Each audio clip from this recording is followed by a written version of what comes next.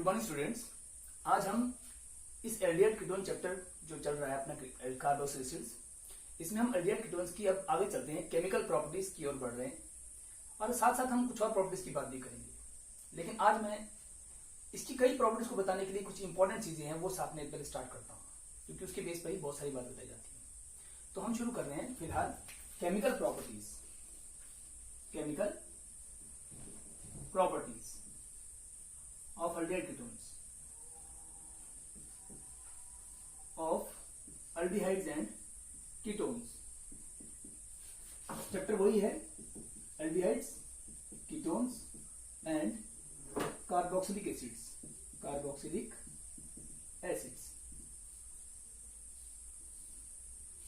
तो आइए स्टार्ट करें। केमिकल प्रॉपर्टीज में सबसे पहली जो प्रॉपर्टी इन एल्डिहाइड्स और कीटोन्स की होती है वो सबसे पहले आता है एडिशन रिएक्शन। और वो एडिशन रिएक्शन कई तरह की भी आएंगे, लेकिन पहले एडिशन रिएक्शन। तो नंबर 1 एडिशन रिएक्शन।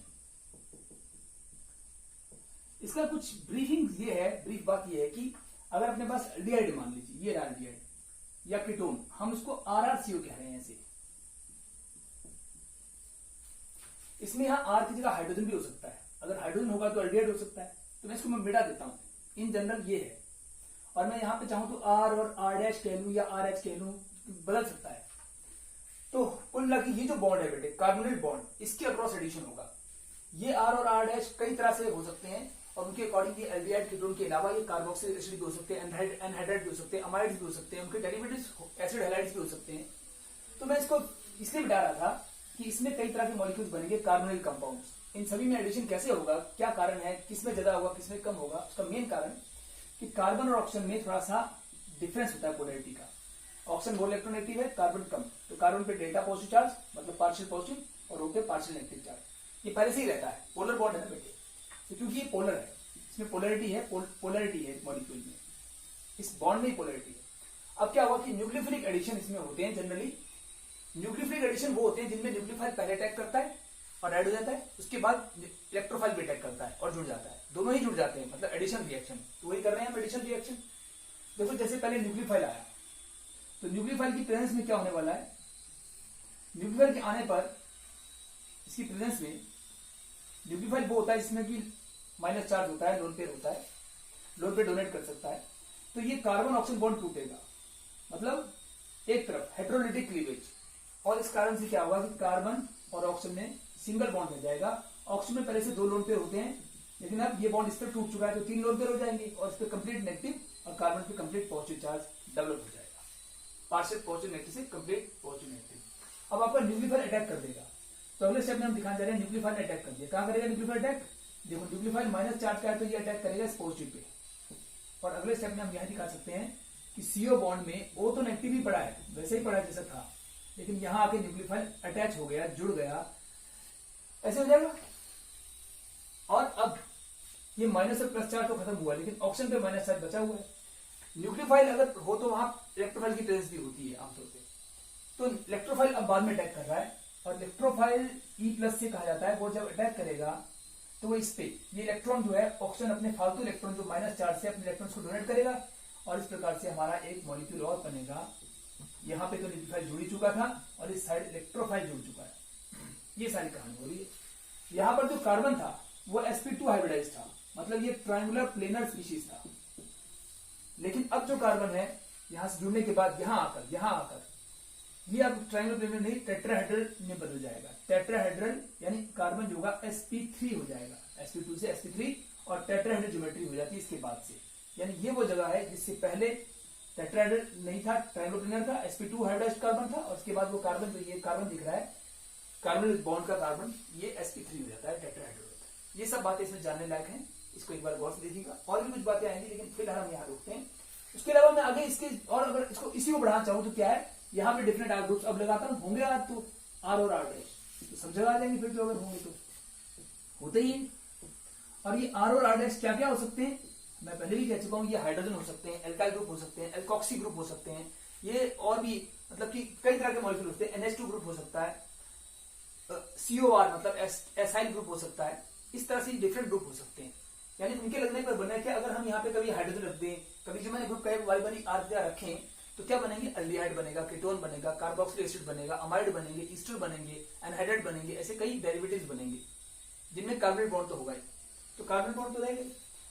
तो इसका आर क्यों डिटरमाइन करता है कि इसकी रिएक्टिविटी कैसी होगी। अब आप देखिए मैं रिएक्टिविटी ऑर्डर दिखा रहा हूं एडिशन रिएक्शन के प्रति, जो डिफरेंट मॉलिक्यूल्स हैं कार्बोनिल कंपाउंड्स, उनकी रिएक्टिविटी क्या होगी, तो लिख रहा हूं रिएक्टिविटी इसकी ऑफ कार्बोनिल कंपाउंड्स, तरह तरह की कार्बोनिल कंपाउंड्स जो हैं इनकी रिएक्टिविटी टुवर्ड्स इस रिएक्शन के प्रति, towards addition reaction. Addition reaction में कौन से कंपाउंड ज्यादा दिखाएंगे, कौन से कम, इसकी बात करते हैं। सबसे पहले तो अल्डिहाइड सबसे अधिक दिखाते हैं, तो अल्डिहाइड में भी पहला अल्डिहाइड HCHO, ऐसे लिखते हैं HCHO। तो अल्डिहाइड ग्रुप या पूरा फिला के लिखते, क्या दिक्कत है, HCHO, ये रहा HCHO, अल्डिहाइड है ये, फॉर्मल्डिहाइड, पहला अल्डिहाइड। उसके बाद हाइयर अल्डिहाइड उससे कम दिखाएंगे, जैसे कि RCHO। RCHO क्या है भाई, अल्डिहाइड बन चुका है, ये अल्डिहाइड का फॉर्मूला तो है अल्डिहाइड।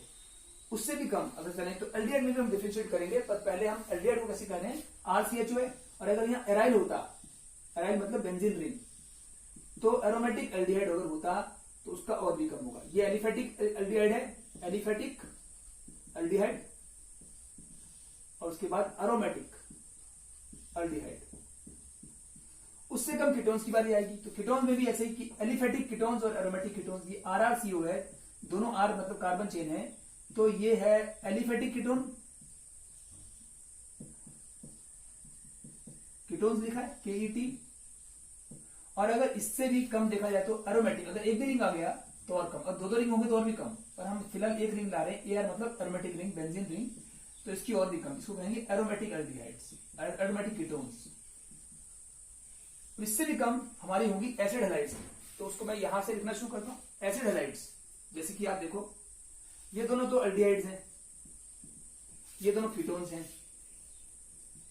बाकी तीनों ही अल्डिहाइड्स हैं, फॉर्मल्डिहाइड तो अल्डिहाइड है।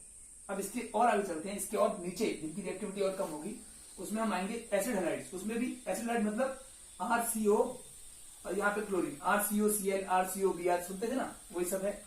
RCOCl की जगह पे अगर आयोडीन ले तो सब थोड़ी ज्यादा होगी, RCO ब्रोमीन, ब्रोमीन, फिर RCO क्लोरीन।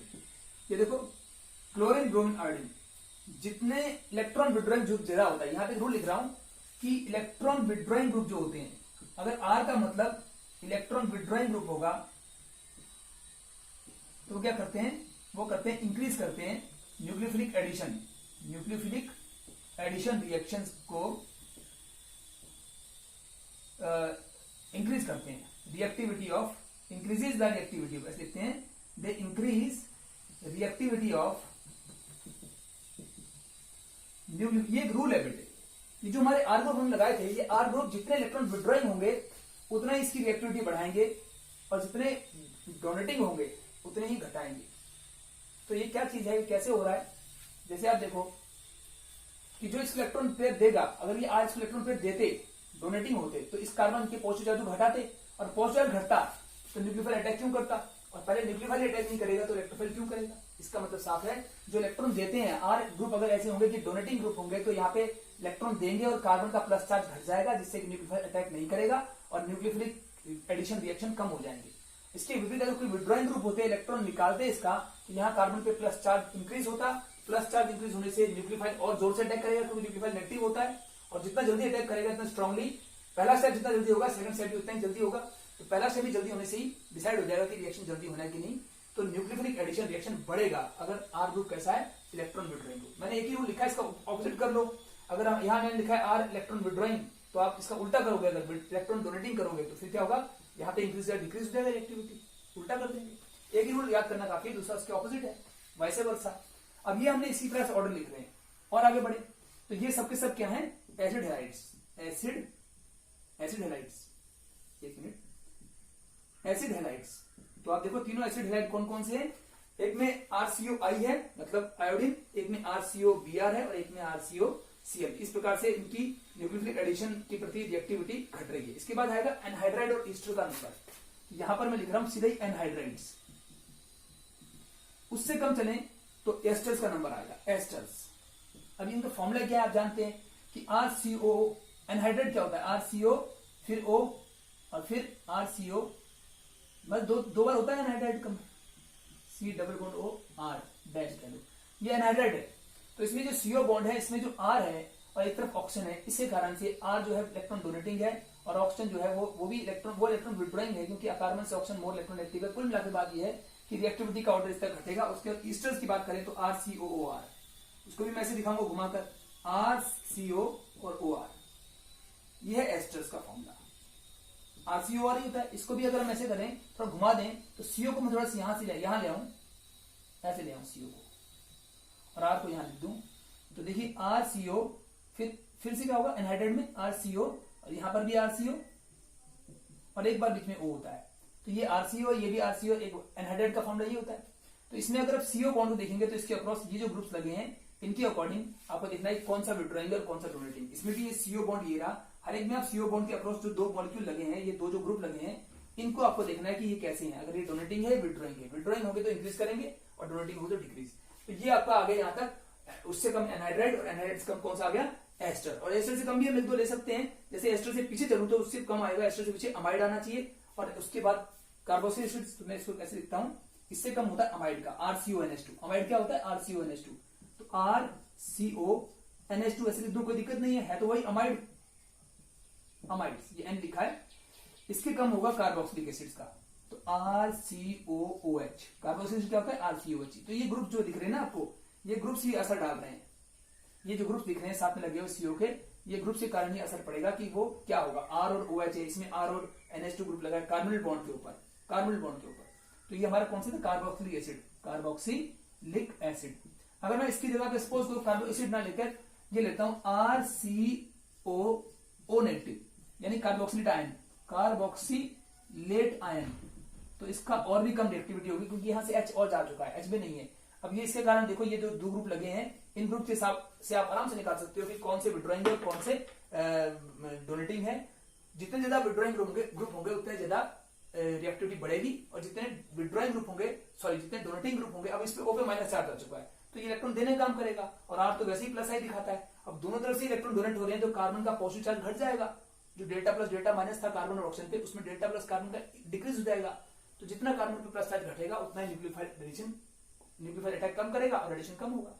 कुल मिला के इस सारी बात को जो हम यहाँ ऑर्डर लिख रहे हैं, इस ऑर्डर को याद करने की, रटने की जरूरत नहीं है। यहाँ पे जो ग्रुप लगे हैं, इन ग्रुप्स को देखना है आपने हर बार, जो कार्बोनिल बॉन्ड के ऊपर ग्रुप लगे हैं इनको देखना है। और इनको लेकर मैं लास्ट में एक बात कहूंगा इसको मिटाने से पहले, कि ये जो ग्रुप है, सिंपल सी बात है, ये ग्रुप अगर इलेक्ट्रॉन डोनेटिंग ग्रुप है तो इलेक्ट्रॉन देंगे और कार्बन पे प्लस चार्ज को घटा देंगे, और प्लस चार्ज घटा तो न्यूक्लियोफिलिक एडिशन नहीं हो पाएगा, अटैक नहीं होगा, क्योंकि न्यूक्लियोफाइल तो प्लस पे ढूंढ रहा था। और इसके ऑपोजिट अगर ये ग्रुप, जितने ज्यादा इलेक्ट्रॉन विड्रॉइंग ग्रुप लगे होंगे, इलेक्ट्रॉन विड्रॉ करेंगे तो कार्बन पे प्लस चार्ज बढ़ेगा, क्योंकि इलेक्ट्रॉन विड्रॉ हो रहे हैं, और इंक्रीज होगा प्लस चार्ज तो न्यूक्लियोफाइल उतनी जल्दी अटैक करेगा, और एडिशन भी उतना जल्दी होगा, आगे जाके इलेक्ट्रोफाइल भी आ जाएगा फिर बाद में। तो ये है सारी कहानी एडिशन रिएक्शन को लेकर, इनके जो बेसिक मैकेनिज्म है, हो क्या रहा है, ये बात है। अब मैं इसकी कुछ एग्जांपल्स कराना चाहूंगा। ये तो हो गया अपना एडिशन रिएक्शन का बेसिक्स। अब चलो इसको मिटाते हैं और इससे आगे चलते हैं। इसके बाद हम चलेंगे न्यूक्लियोफिलिक एडिशन रिएक्शन के कुछ एग्जांपल्स। इनमें आप देख सकते हैं कि OH ग्रुप कैसा ग्रुप है, R ग्रुप कैसा है, जो भी ग्रुप लगाए थे। क्लोरीन, हेलोजन कैसे हैं, इलेक्ट्रॉन विड्रॉइंग ग्रुप है, और फ्लोरीन सबसे ज्यादा, क्लोरीन उससे कम, ब्रोमीन उससे कम, क्योंकि इनकी इलेक्ट्रोनेगेटिविटी ऊपर से घटती है, तो जितनी इलेक्ट्रोनेगेटिव एलिमेंट जुड़ी होगी उतना इलेक्ट्रॉन विड्रॉ करेगी, क्योंकि इलेक्ट्रोनेगेटिविटी होती ही है, tendency to attract the shared pair of electron. इस प्रकार से आप इन ग्रुप्स को देखोगे, हर बार जो भी ग्रुप लगे होंगे उन सबको देखकर आप फैसला कर सकते हैं कि किस प्रकार का ग्रुप है वो। चलिए अब इसको मिटाएं, और ये रूल भी नोट कर लीजिएगा। इसको मिटाकर वापस आते हैं, कुछ रिएक्शन दिखाएं, इसको हटा देते। आपने इस मैकेनिज्म में देखा था कि पहले न्यूक्लियोफाइल अटैक करता है और बाद में electrophile. C double bond O के दो तरफ जुड़ जाता है, कार्बन पे न्यूक्लियोफाइल और O पे इलेक्ट्रोफाइल। मतलब कि न्यूक्लियोफाइल मतलब negative part of the molecule और इलेक्ट्रोफाइल मतलब पॉजिटिव पार्ट, दोनों जुड़ जाएंगे। अब यही सब इन रिएक्शन में भी होगा। जैसे कि हम इसके रिएक्शन शुरू करने जा रहे हैं, ये कौन से एडिशन रिएक्शन। तो एडिशन रिएक्शन में पहला ही करता हूं मैं आपको वाटर से एडिशन करता हूं। देखिए नंबर 1 वाटर, एडिशन किसका कर रहे हैं, ऑफ वाटर। तो लिखता हूं, कैसे लिखते हैं, वाटर से रिएक्शन होगा तो वाटर एडिशन होगा। ये देखिए अगर मैं एल्डिहाइड लेता हूं या कीटोन लेता हूं RrCO, तो इसमें वाटर ऐड नहीं करता है। इसमें R का मतलब जो है, R और R डैश का मतलब हाइड्रोजन भी हो सकता है या अल्काइल भी हो सकता है। तो इसका मतलब ये अल्डिहाइड या कीटोन दोनों बन सकते हैं। ये बातें हम पहले ही कर चुके हैं, आराम से हो सकता है। तो लेकिन इसमें अगर मैं वाटर ऐड करता हूं तो एक दिक्कत हो जाएगी। क्या दिक्कत हो जाएगी? R था, सिंगल बॉन्ड हो गया, और ये वाटर में से H प्लस और OH माइनस आएगा। OH माइनस न्यूक्लियोफाइल है और H प्लस इलेक्ट्रोफाइल पता है, तो OH माइनस यहां आ जाएगा, इस कार्बन के ऊपर आ जाएगा OH माइनस, और इस ऑक्सीजन के ऊपर आ जाएगा क्या, क्योंकि यहाँ कार्बन और oxygen delta plus delta minus होता है, तो आपको पता है कि माइनस की तरफ कौन आ जाएगा? H आ जाएगा, और इसकी तरफ OH। न्यूक्लियोफाइल OH माइनस मतलब अटैक करेगा कार्बन प्लस पे और H प्लस ऑक्सीजन पे। तो ये कर दिया हमने। अब इसको अलग क्यों लिखे? OH लिखा है, इसको भी OH लिख सकते हैं सीधा ही। तो कार्बन पे दो OH आ गए, जैसे ही 2 OH आएंगे तुरंत वाटर निकल जाएगा फिर से, क्योंकि अनस्टेबल होता है। तो होना क्या है? वापस ये बनेगा, देखो मैं दिखाता हूं आगे। अगर निकल गया तो RrCO बनेगा। यहां क्यों लिखे RrCO? सीधा दिखो कि वापस यही हो जाएगा, फिर से ही बन जाएगा। तो इस रिएक्शन को इसलिए कोई मतलब नहीं है, तो अनस्टेबल होता है और ये स्टेबल है, तो रिएक्शन कहां बढ़ेगा? स्टेबिलिटी की ओर। इसका मतलब रिएक्शन उसी तरफ बढ़ता है जहां स्टेबिलिटी होती है। ये स्टेबल है और वो अनस्टेबल, तो होगा क्या? रिएक्शन फॉरवर्ड कम जाएगा और बैकवर्ड ज्यादा आएगा, ऐसा। इसका मतलब अल्टीमेटली रिएक्शन जो है होने वाला नहीं है, आगे जा ही नहीं रहा, पीछे आ रहा है, तो इसलिए रिएक्शन नहीं हो पाता है। ठीक है ना? अब हम क्या करेंगे, अगर इसकी जगह पे एक ऐसा हम डिफरेंट एल्डिहाइड कीटोन, ये एल्डिहाइड कीटोन तो ऐसे रिएक्शन दिखा नहीं रहे, लेकिन एक ऐसा है जो दिखा सकता है। देखो मैं लिख रहा हूं CCl3CHO, यहां लिखता हूं CCl3, 3 क्लोरीन लगा दिए हमने, 3 क्लोरीन, CCl3 और आगे है CHO, एल्डिहाइड CHO। अब इसके साथ हम रिएक्शन करेंगे। CHO को हम ऐसे लिख सकते हैं, डबल बॉन्ड लिख दो CHO, ऐसा, ये CHO ही तो है। इसके ऊपर अगर मैं वाटर का रिएक्शन करता हूं H2O का, तो वाटर में से 2 से H प्लस और OH माइनस, कहां? ये देखो, इस बॉन्ड में कार्बन पे डेल्टा प्लस है, O पे डेल्टा माइनस, ये तो हमेशा होता है पोलैरिटी। तो क्या होगा? Cl, यहां पे भी 2 Cl थे, ये रहे 2 Cl, CCl3 तो हो गया, और CHO में मैंने H को एक तरफ रख दिया और O को एक तरफ, यहां डबल बॉन्ड था, ऐसा था ना CHO, ऐसे ही था। तो इसमें क्या होगा? ये डबल बॉन्ड ओपन हो जाएगा और कार्बन पे कौन आएगा? OH माइनस, जिसे हम पहले डिस्कस कर चुके हैं। कार्बन के ऊपर आएगा OH माइनस, ये रहा OH जुड़ जाएगा यहाँ पे, और इस O पे आ जाएगा कार्बन, इसके ऊपर आ जाएगा H, यानी कार्बन पे आया OH और डबल बॉन्ड में जो O था उसके ऊपर H आ गया, जुड़ गए देखो H और OH। अब क्या होगा? लेकिन ये फिर से वाटर निकल जाना चाहिए, क्योंकि एक कार्बन पे 2 OH आ जाए तो वाटर निकलता ही अनस्टेबल होता है, लेकिन ये स्टेबल है। कैसे स्टेबल है? क्योंकि ये H को ये क्लोरीन के साथ में H बॉन्डिंग होगी, और H की भी क्लोरीन से H बॉन्डिंग होगी। आपने पढ़ा था कि H बॉन्डिंग तो तब होती है जब हाइड्रोजन कुछ कंपाउंड में H के साथ हाईली इलेक्ट्रोनेगेटिव एलिमेंट जैसे कि F या O या N होती है। लेकिन आपको ध्यान रहे कि हाईली इलेक्ट्रोनेगेटिव एलिमेंट में चौथे नंबर पे क्लोरीन भी आती है। फ्लोरीन मतलब FON के बाद क्लोरीन आती है, और क्लोरीन काफी क्लोज है, इलेक्ट्रोनेगेटिव काफी ज्यादा है उसकी भी, 4th नंबर की इलेक्ट्रोनेगेटिव एलिमेंट है। तो कुछ कंपाउंड्स में जहां बहुत पास हो H और Cl, वहां पे H और Cl में भी H बॉन्डिंग पॉसिबल होती है। तो यहाँ पे 2 H बॉन्ड बन रहे हैं, इनको हम लिख देंगे क्या है? ये जो है ये और ये दोनों क्या है भाई? हाइड्रोजन बॉन्ड्स हैं। और इसी हाइड्रोजन बॉन्ड से क्या होगा कि ये OH पीछे की तरफ खींचे रखेगा Cl, दोनों Cl ने OH को पीछे की तरफ खींचे रखा है, वो OH पास नहीं आ पाएंगे। अगर पास होते, नॉर्मल एंगल पे होते, तो वो वाटर निकल जाता, लेकिन ये काफी दूर हट चुके हैं OH, क्योंकि Cl से H बॉन्डिंग है, पीछे खींच के रखा है और हाथों को मिलने नहीं दे रहे, यानी OH और OH से वाटर निकलेगा नहीं, और ये स्टेबल कंपाउंड बनेगा, स्टेबल। अब इनके नाम देते हैं। इसका नाम तो क्लोरल था, CCl3C, इसका नाम था CCl3CHO, यही लिखा है ऊपर, इसको क्लोरल बोलते हैं, क्लोरल। और इसको बोलेंगे क्लोरल का हाइड्रेट, तो लिख देंगे क्लोरल हाइड्रेट, क्लोरल हाइड्रेट। ये क्वेश्चन पूछा जाता है बहुत बार। तो ये एक ऐसा अकेला एल्डिहाइड है जो कि अनस्टेबल, जो कि स्टेबल होता है, बाकी अनस्टेबल होते हैं, रिएक्शन बढ़ता ही नहीं आगे, वो तो आगे बढ़ेगा क्योंकि स्टेबिलिटी है। अब आगे बढ़ेंगे। सेकंड, हमने वाटर से रिएक्शन किया, तो हम हाइड्रोजन साइनाइड से भी कर सकते हैं, HCN से। HCN का मतलब हाइड्रोजन साइनाइड, तो रिएक्शन विद हाइड्रोजन साइनाइड, यहां विद वाटर लिखते हैं। चलिए, इसमें सब कुछ अब सेम चलेगा। देखो RrCO था, इसमें R' में कह चुका हूं एल्डिहाइड कीटोन दोनों उस में, यहाँ एल्डिहाइड कीटोन लिख दूं काफी है, क्योंकि पता है R और R' को हम हाइड्रोजन ले सकते हैं या अल्काइल ले सकते हैं। इसके बाद अगर इसमें मैं HCN रिएक्शन करता हूं, तो HCN में H प्लस और Cn माइनस है, Cn माइनस न्यूक्लियोफाइल अटैक करेगा कार्बन पे। हर बार आप इस मॉलिक्यूल के प्लस माइनस इसे ढूंढ लो, और जो माइनस वाला न्यूक्लियोफाइल होगा वो कार्बन पे आएगा, ऐसे साइनाइड यहाँ आ जाएगा बेटे, और इस O के ऊपर, ये डबल बॉन्ड O था, इस O के ऊपर कौन आ जाएगा? H आ जाएगा, तो OH हो जाएगा, और यहाँ Cn, इसको थोड़ा अच्छी तरह लिख देते हैं ऐसा Cn। अगर एक ही कार्बन के ऊपर साइनाइड भी हो और OH भी हो, सेम कार्बन के ऊपर, उसको बोलते हैं साइनोहाइड्रिन, साइनोहाइड्रिन। तो जैसे इसका नाम कोई भी एल्डिहाइड है या कोई भी कीटोन है, जो भी इसका नाम होगा उसके नाम के साथ यहाँ पे आ जाएगा, यहाँ तो जैसे एल्डिहाइड, तो यहाँ पे उस एल्डिहाइड के नाम के साथ साइनोहाइड्रिन वर्ड जोड़ दोगे, जो भी इसका पेरेंट का नाम होगा वो नाम के साथ साइनोहाइड्रिन जोड़ दिया जाता है। साइनोहाइड्रिन बनती है तरह तरह की। ठीक, अब हम इसी तरह से और भी कुछ लेते हैं। ये HCl तो हो गया अपना, हमने रिएक्शन किया इन दो से। इसके बाद देखो एक सोडियम हाइड्रोजन सल्फाइड NaHSO3, इसका नाम है सोडियम हाइड्रोजन सल्फाइड या सोडियम बाइसल्फाइड भी कह सकते हैं। तो हम सोडियम बाइसल्फाइड से कर रहे हैं, फिर से वही अपना अल्डिहाइड या कीटोन है, मैं या अल्डिहाइड कीटोन लिख रहा हूं। और इसमें अगर हम NaHSO3 करते हैं NaHSO3 से, तो देखिए Na प्लस है और HSO3 माइनस है, तो क्या होगा पहले स्टेप में देखिए R और R डैश है, C डबल बॉन्ड खुल जाएगा, थोड़ा साइड में कर लेते हैं ऐसे, खुल जाएगा, ये डबल बॉन्ड खुल चुका है देखो यहाँ का। और ये क्या होगा Na प्लस, यहाँ पे होगा, यहाँ पे इसके ऊपर O के ऊपर क्या कौन जुड़ जाएगा, Na जुड़ जाएगा, तो इसको साथ लेते हैं ONA ऐसे, और कार्बन के ऊपर आगे जुड़ जाएगा HSO3, यानी SO3H लिख दो पहले, तो ऐसे लिख दिया हमने। इस SO3H में H प्लस होता है, ये SO3H प्लस था, मतलब कुल पूरा टोटल SO3H तो नेगेटिव चार्ज का, लेकिन उसमें से हाइड्रोजन तो पॉजिटिव चार्ज का है। ये H प्लस और Na आपस में इंटरचेंज हो जाएंगे, और इसके बाद हम इसको ऐसे कर देंगे कि R बीच में कार्बन है, और यहाँ पे SO3 के साथ आ जाएगा सोडियम, और यहाँ पर आ जाएगा O के साथ H। तो इसको हम क्या बोलेंगे, जब हमारा ये एडिशन या एल्डिहाइड या कीटोन था, तो प्रोडक्ट का नाम होगा कि इस एल्डिहाइड या कीटोन का एडिशन प्रोडक्ट, तो हम कहेंगे एडिशन प्रोडक्ट, कहेंगे एडिशन प्रोडक्ट बनता है। इस एडिशन प्रोडक्ट को हम चाहें तो एडक्ट भी कह सकते हैं। एडक्ट का मतलब यही होता है, एडिशन का, एडक्ट का मतलब ही एडिशन प्रोडक्ट है। एडिशन प्रोडक्ट इसलिए क्योंकि दोनों ऐड हो चुके हैं, यहाँ पे रीअरेंज कर रहे हैं हाइड्रोजन और सोडियम आपस में, आप एक दूसरे की जगह ले रहे हैं, रीअरेंज कर जा रहे हैं, तो आपस में Na और H इंटरचेंज हो जाएंगे, तो बनेगा एडिशन प्रोडक्ट।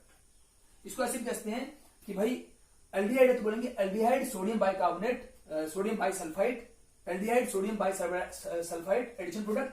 अगर यहाँ कीटोन होगा तो ketone sodium bisulphite addition product, इस प्रकार के बनेंगे। अब मैं फोर्थ में पढ़ता हूँ, थोड़ा सा स्पीड बढ़ा लेते हैं, सब रिएक्शन ऐसे ही आ रहे हैं। अगर ग्रिग्नार्ड रीजन से करते हैं तो विद RNGX हम जानते हैं ग्रिग्नार्ड रीजन होता है, इसको हम डबल डैश कर लेते हैं, क्यों, क्योंकि एल्डिहाइड में भी हम दिखा रहे हैं R डैश। तो मान लीजिए तीनों R जो है, इसके 2 R और इसका R, तीनों अलग भी तो हो सकते हैं, सेम भी हो सकते हैं।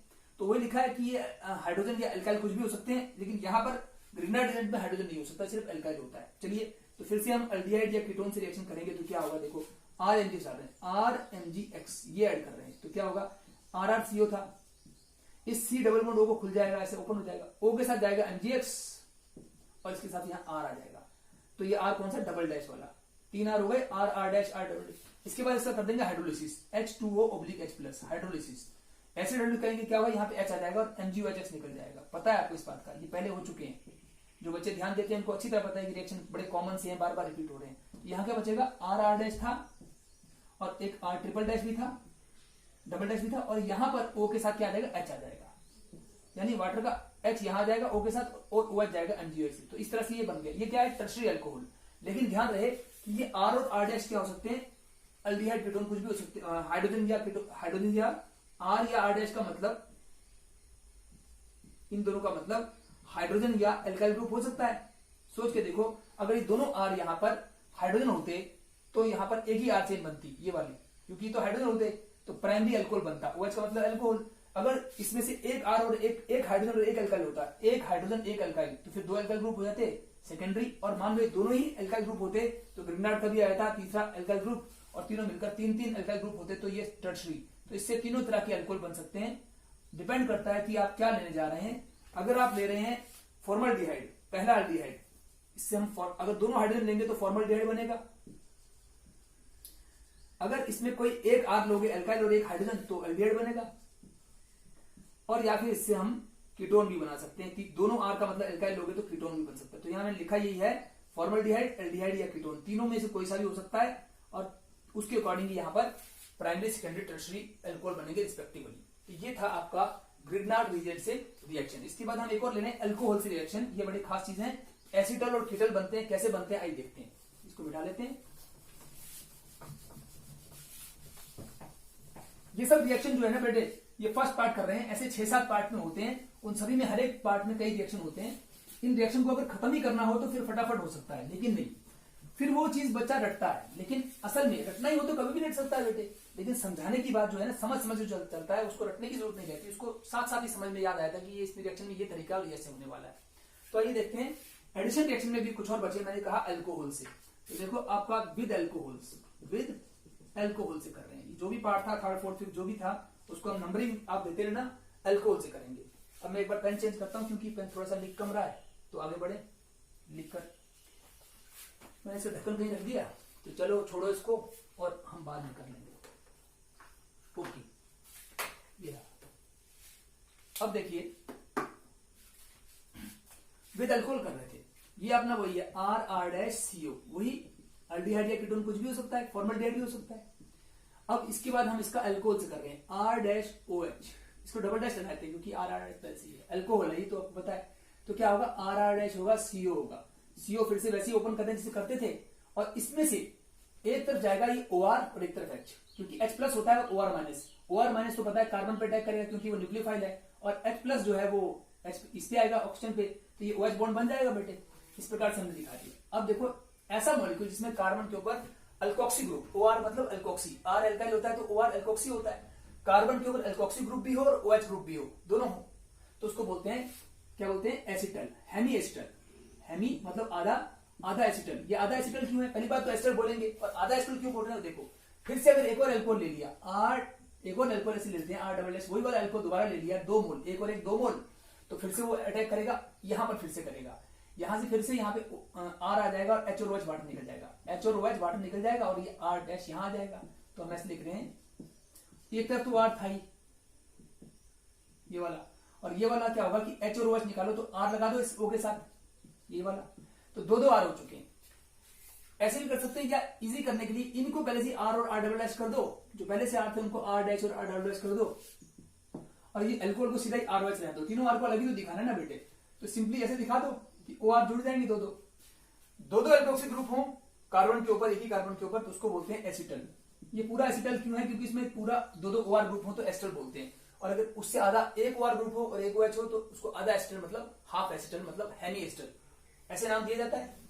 लेकिन अगर मैं यहाँ पे कीटोन लेता हूं तो कीटोन से रिएक्शन संभव नहीं है, एल्डिहाइड से तो बन रहा है एसिटल या हेमी एस्टर, लेकिन कीटोन लेता अगर मैं यहाँ पे तो कीटोन से ऐसा कोई मॉलिक्यूल नहीं बनता है, मतलब कीटोन से कीटल बनना चाहिए वैसे, पर कीटोन से सिंगल अल्कोहल से रिएक्शन नहीं होता है। हाँ, डाइहाइड्रिक अल्कोहल से हो सकता है, वो बाद में आते हैं। फिलहाल ये देखो, अगर मैं इसका आगे हाइड्रोलिसिस करता हूं H2O/H+, तो क्या होगा, वापस R जो भी है ये R और R', इसमें वापस वही आ जाएगा, फिर से वही एल्डिहाइड बन जाएगा जो शुरू में था, यहां से R और H, 2 R और H निकल जाएगा।